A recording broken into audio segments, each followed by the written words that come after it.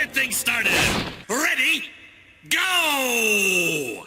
Hello and welcome to Bounding Into Comics. My name is John Trent. I'm the founder and editor-in-chief at Bounding Into Comics. So I got a story about a brand new report claiming that the newly formed entity Warner Brothers Discovery, led by CEO David Zaslav, is planning to make big changes to DC Comics and DC Entertainment. This new report from Variety's Brent Lang and Matt Donnelly claims, quote, top leadership have been toying with the idea of turning DC into its own solidified content vertical. If this ends up happening, the report notes it will affect DC films currently in development, streaming series from Warner Brothers Television, and the overall DC creative team. Interestingly, scooper Mikey Sutton made a similar claim during a live stream with YouTuber Sil Abdul back on February 1st, 2022. Sutton said, Zaslav wants to consolidate everything, film and TV, as DC Studios, so it will be a consolidation. Sutton would reiterate, saying he's talking about consolidating both into one. He went on to detail, what we're looking at here, Sil, is a connected universe with television and film, in the same way that Marvel's connecting the Disney Plus shows with their cinematic counterparts. According to Variety's report, not only does Warner Brothers Discovery allegedly want to have DC become its own solidified content vertical, but they want, quote, to have disparate elements more closely aligned in order to maximize the value of the superhero stable. To this point, Zaslav is reportedly looking for someone with a business background to oversee and manage, quote, all the different factions at DC. Citing an anonymous source, the report claims Zaslav is, quote, less interested in finding a creative guru like Kevin Feige at Marvel Studios. Instead, he wants this person with this business background. On the actual content side, the report says Zaslav and Discovery want to create, quote, a coherent creative and brand strategy, something DC currently lacks, as seen in many of their recent releases such as Peacemaker, Zack Snyder's Justice League, Birds of Prey, and Wonder Woman 1984. As part of this coherent creative and brand strategy, Discovery wants to ensure DC Comics' top characters like Superman are being utilized. The report claims Discovery believes top-shelf characters such as Superman have been left to languish and need to be revitalized. Zaslav and his team also allegedly want to see more films like The Joker, as they believe it is a, quote, shining example of how second-built characters from the DC library can and should be exploited. The claim to want to have a coherent creative and brand strategy, but then to also tout complete one-offs like The Joker, seems to be at odds with one another. So it will be interesting to see if there's any actual validity to this report from Variety and what Warner Brothers Discovery does with DC moving forward. However, Sutton did provide details on this, kind of explaining how this dynamic would work. He said this whole pocket universe is something he wants to use sporadically. It's not something that he just wants to give out to anybody. Hey, get your own universe, whatever. It will be a more Elseworlds thing, and as sporadically as possible, because he really wants to make this more streamlined and easier to understand for the general public. So that does kind of make sense as to why they want to have this coherent creative and brand strategy, and then also touting one-offs like Joker. That makes a lot more sense the way Sutton explains it. I don't think Variety did a very good job in their reporting. Sutton also notes there will be a DCEU going forward. He explained, because that's the way of competing with Marvel. I mean, it's not a way of copying them, but it works. Sutton goes on to point to how Marvel Studios has created a number of original shows set within the Marvel Cinematic Universe on Disney Plus, and that they are connected to the theatrical releases.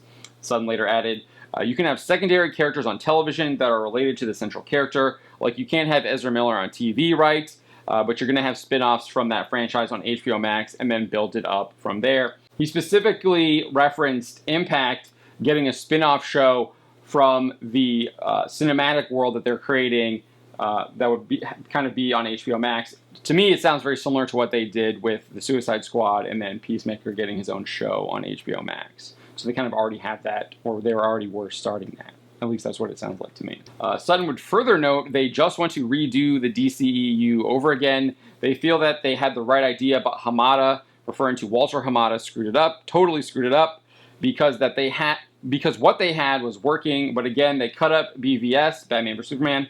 They chopped up Justice League and gave it to the wrong director. There were so many mistakes, but they had the right idea, though. Saying The Rock wants to create a DC universe, he's in line with Zaslav, and they both want the same thing.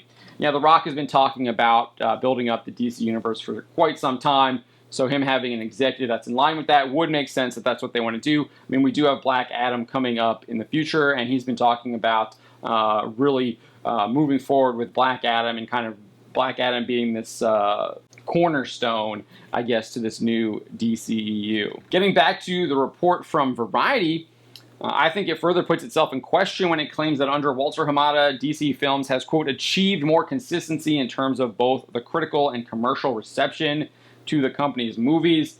Looking at the actual reception and box office numbers tells a very different story. One has to wonder if Variety actually did any kind of research on this story besides getting some like leaked information from their sources.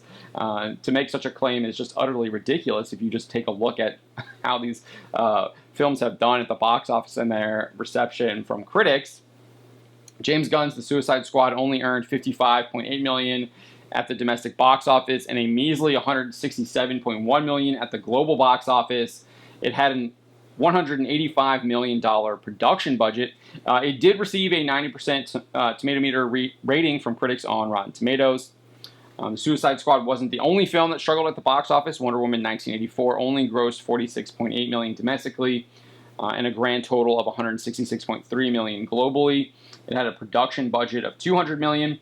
The film was also panned by critics, only receiving a 58% tomato meter score on Rotten Tomatoes. And Birds of Prey, which the report actually recognizes as a miss, only grossed $84.1 million domestically and earned a total of $201.8 million globally.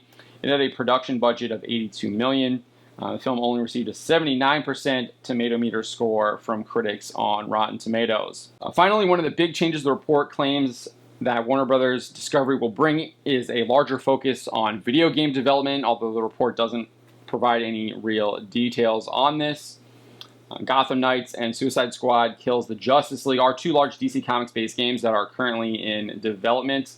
That doesn't surprise me. I think there's a huge missed opportunity for DC Comics-style game, DC Comics-based video games. I'm actually surprised there aren't more of that. I feel like that has been a huge missed opportunity that it looks like Warner Brothers Discovery might correct. Of note, the report barely mentions the actual comic book publisher, DC Comics, noting that, quote, mining DC's library of characters could help control spending as Warner Brothers Discovery owns the underlying intellectual property. That's pretty much the only time it mentions the actual publishing arm of DC Comics is literally just to mine DC's library of characters. And then you can really see kind of where DC Comics actually stands. And if you look at any of the sales numbers, they're absolutely horrendous, despite what Tom Taylor would have you believe. If we do see any significant changes made by Warner Brothers Discovery for DC films, it will more than likely take place following the release of Shazam! Fury of the Gods, The Flash, Aquaman and the Lost Kingdom, Black Adam, Batgirl, and Blue Beetle. It'll be interesting to see if we see the Superman project from J.J. Abrams and Ta-Nehisi Coates come to fruition, and whether or not Patty Jenkins actually does develop that third Wonder Woman film.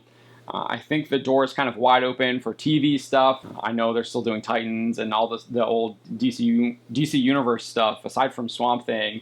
So I feel like the door there is kind of wide open on what they can do with stuff like that on HBO Max. And that might be their opening to kind of reset or reboot or restart this DCEU initiative that Mikey Sutton is talking about. So that's kind of what I have to say about this. Let me know what you thought. What do you make of this report? What kind of changes do you want to see made by Warner Brothers Discovery when it comes to DC Comics and DC films? My name is John Trent, and you've been watching Bounding into Comics.